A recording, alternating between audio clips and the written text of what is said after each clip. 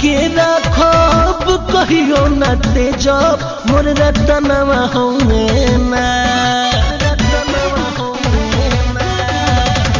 सीना से सटा के राखब कहियो न तेजब मोर रतनवा हमें ना मोर रतनवा हमें ना भले करिया बड़े सजनवा मोर गहनवा हमें ना भले करिया बड़े सजनवा मोर गहनवा हमें ना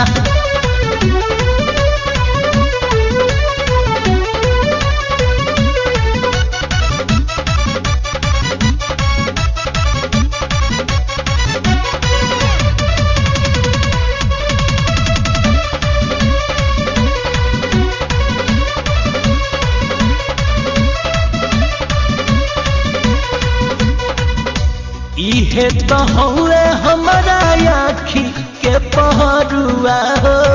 इनका बिना जिंदगी हमारा बारे